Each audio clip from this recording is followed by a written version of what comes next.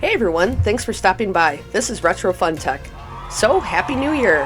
2023 was an incredible year for handhelds. Let's celebrate that by having a video of my favorite retro handhelds of 2023.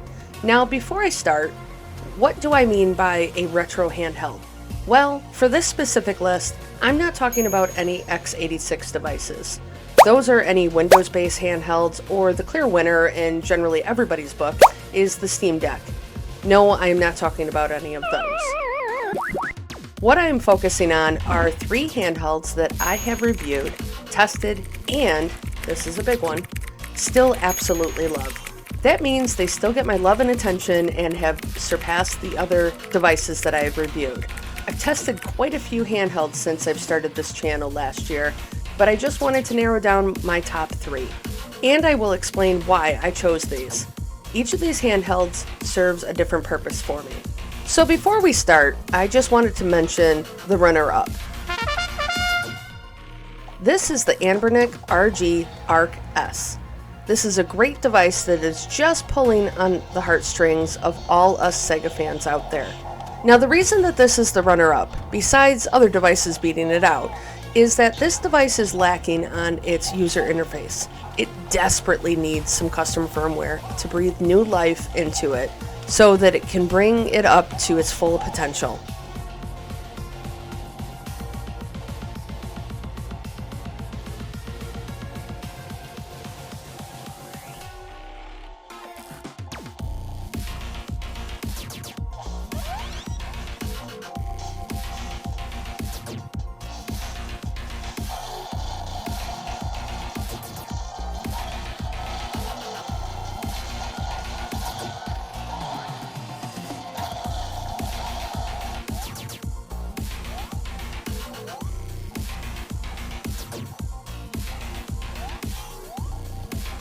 This was a hard one for me, but in the end, the number 3 spot goes to the Powkiddy RGB30. This is Powkiddy's home run of 2023. It's small enough that you could easily take it with you, but big enough that you can actually game on it for decent periods of time without a ton of hand cramping. The big reason I chose this device is its unique screen and how that really helps some of my favorite systems shine. The device is great for systems like Arcade, Pico 8, Game Boy, Game Boy Color, Neo Geo Pocket, and a bunch more. And with throwing some custom firmware on there like Jealous or Arc OS, it takes the RGB30 to a whole new level.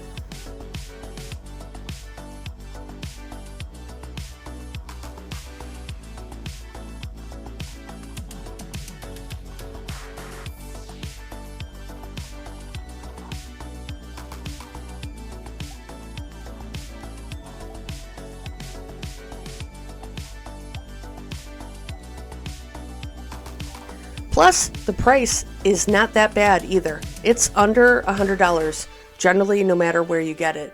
And right now, it's actually on Amazon.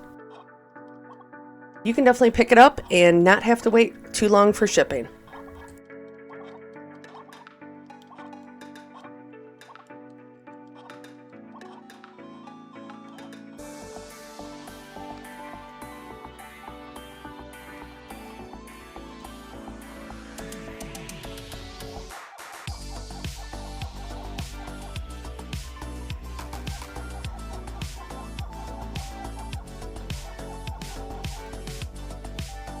Number 2.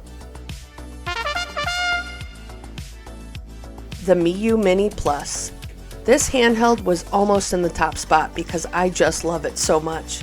I have made several videos about this device because it's just so great. My favorite thing is the size. Sure, it has the nice nostalgic look of a Game Boy, and that's definitely a plus. But for me, the fact that I can throw it in my pocket, coat, backpack, you get the idea, and just take it with me is absolutely amazing. I had the original Miyoo Mini, and that was just an amazing device. I didn't like that it was missing Wi-Fi because I actually enjoy using retro achievements. Plus, there was this whole debacle of it not being in stock anywhere or the parts. So I threw my original Mini on the shelf in fear of dropping it and not being able to replace the screen. The Mini Plus doesn't have that problem. You can get it through several different companies, including Amazon.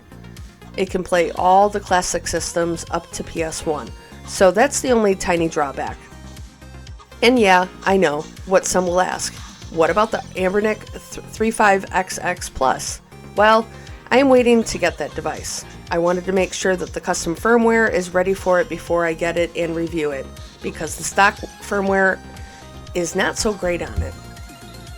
Yes, it can play more systems, but it's not on the list because I haven't reviewed it yet. Another bonus to the Mini Plus is the custom firmware that is just so wonderful and gets regular updates from an amazing community behind it. If you want to get into retro gaming, I would highly recommend getting the Miyoo Mini Plus. Check out my other videos on it. You can buy it and literally take it out of the box and play it and have an amazing time. You don't actually need to change the firmware on it unless you feel bold and want to tinker a little bit. But it's cool that we have that option. Still, the process isn't that hard. If you don't have a retro gaming device, get this one. Your 10-year-old self will thank you.